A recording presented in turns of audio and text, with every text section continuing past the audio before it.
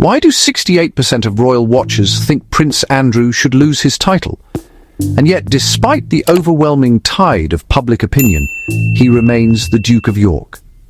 It's a question that's been whispered in palace corridors, debated in Parliament, and splashed across the front pages of newspapers around the world.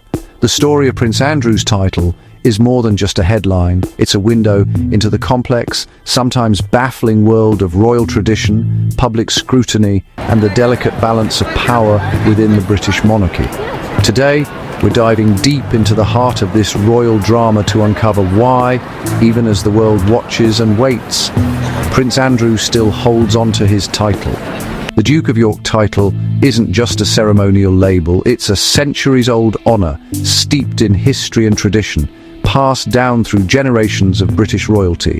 For many, the title conjures images of grand processions, royal weddings, and the enduring legacy of the House of Windsor. But for others, especially in recent years, it's become a symbol of controversy and scandal. So why does Prince Andrew still have it? What's stopping the monarchy from stripping him of this prestigious title and drawing a line under the controversy once and for all? The answer, as with so many things in royal life, is complicated. King Charles III, now the head of the family and the nation, faces a dilemma that goes far beyond personal feelings or public pressure. On one hand, there's the expectation that the monarchy should reflect the values of modern Britain: transparency, accountability, and a willingness to adapt. On the other, there's the weight of centuries of tradition, the intricate web of royal protocol, and the ever-present risk of setting a precedent that could have far-reaching consequences for the institution itself. What's stopping King Charles from making the big move? Let's break it down. Let's break down the royal drama. To understand why Prince Andrew still holds his title, we need to look at the events that led us here, the legal and constitutional barriers in play, and the personal dynamics within the royal family. It's a story that involves scandal, public outrage, political maneuvering, and the age-old struggle between tradition and change. So buckle up, because this is no ordinary family feud. This is the House of Windsor, and every move is watched by millions. All right, here's the royal scoop.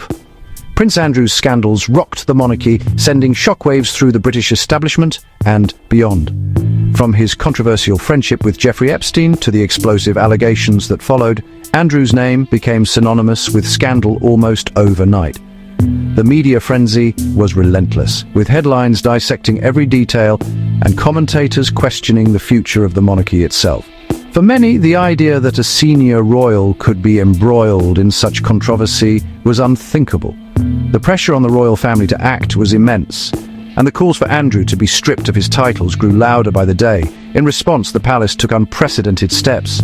Prince Andrew was effectively removed from public life, his royal duties suspended, his military honours returned, and his public appearances drastically curtailed. The once popular Duke of York was now a figure of controversy, his reputation in tatters. But while he lost his royal duties and military honours, one thing remained unchanged: his title. He's still officially the Duke of York. So why hasn't King Charles just taken the title away? The answer lies in the unique nature of royal titles.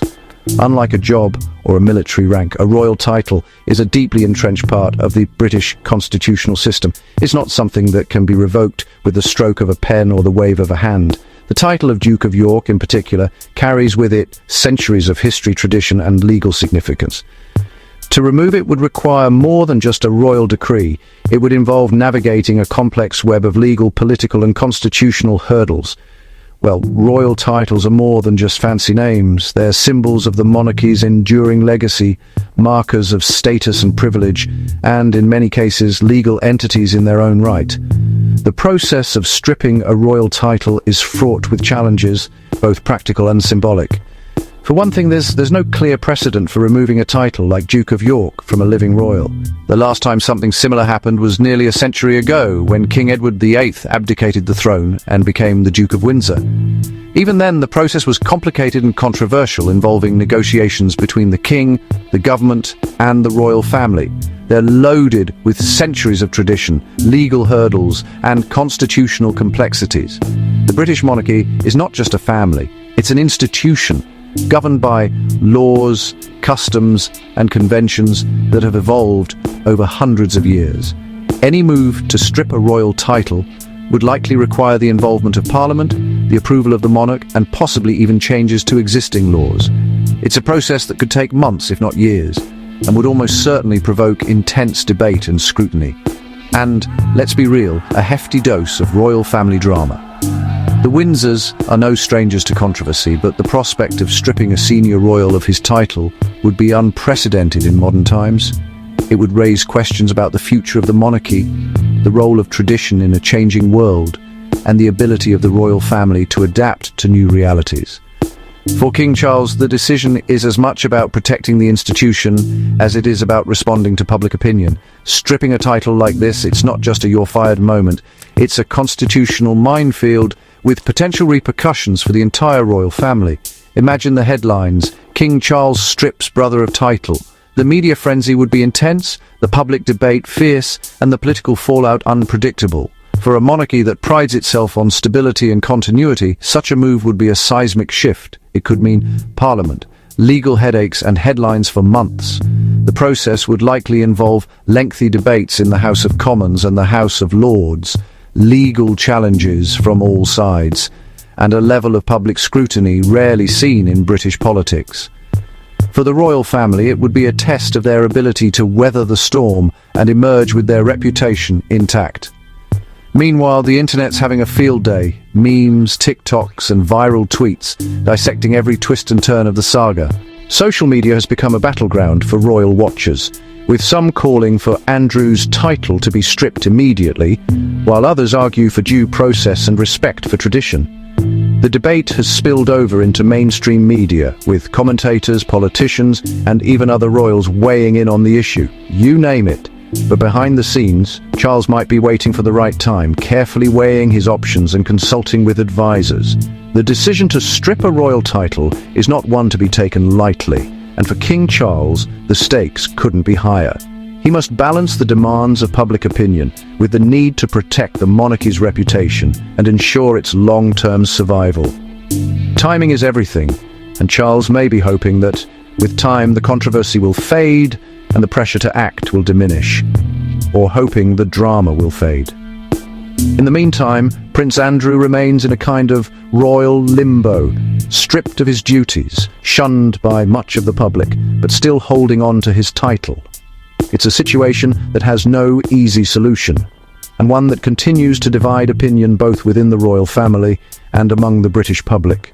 So, should Andrew keep his title? It's a question that goes to the heart of what the monarchy represents in the 21st century.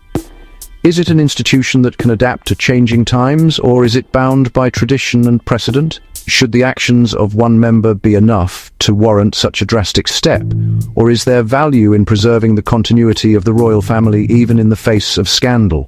These are questions that have no easy answers, and ones that will continue to be debated for years to come. Hit the comments, like and subscribe if you're here for more royal secrets. And as this royal drama continues to unfold, one thing is certain.